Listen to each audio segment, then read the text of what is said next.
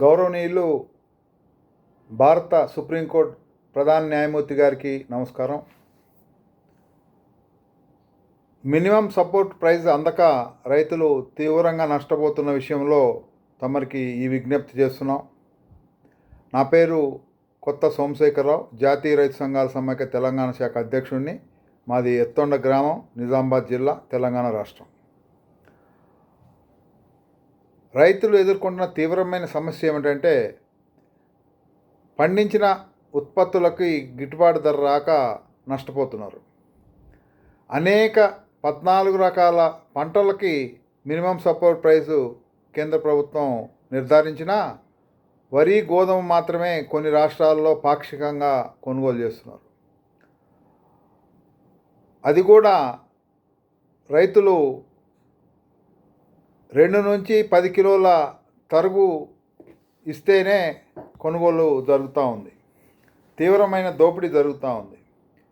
హమాలీ ఛార్జీలు చెల్లించడం లేదు. ట్రాన్స్పోర్ట్ కూడా రైతులతోటి కొన్ని చోట్ల పెట్టిస్తున్నారు. మరి పంజాబ్, హర్యానా, తెలంగాణ, ఆంధ్రప్రదేశ్, ఛత్తీస్గఢ్ రాష్ట్రాల్లో పాక్షికంగా కొంత మేరకు జరుగుతూ ఉంది. ఇతర రాష్ట్రాల్లో అది కూడా లేదు. ఇతర పంటలకి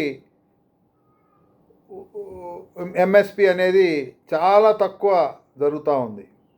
మరి పూర్తి స్థాయిలో కొనుగోలు కేంద్రాలు దేశవ్యాప్తంగా లీగల్ గ్యారంటీ ఇస్తూ కొనుగోలు చేస్తేనే రైతులు ఈ సంక్షోభం నుంచి బయటపడే అవకాశం ఉంది.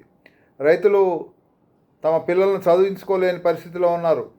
కనీస అవసరాలు తీర్చుకోలేని పరిస్థితిలో ఉన్నారు.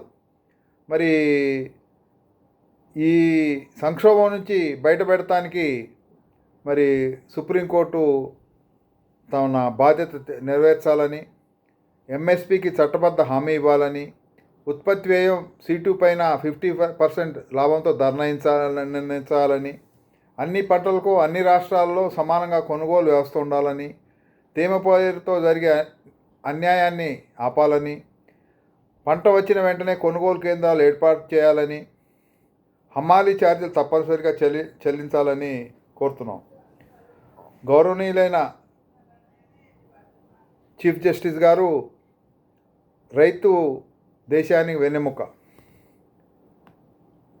రైతు బతికితేనే దేశం బతుకుతుంది. రైతులకు న్యాయం చేయాలని మనం చేస్తున్నాం. దయచేసి ఈ అంశంపై జోక్యం చేసుకుని రైతులకు న్యాయం జరిగేలా చర్యలు తీసుకోవాలని వినమ్రంగా కోరుతున్నాను.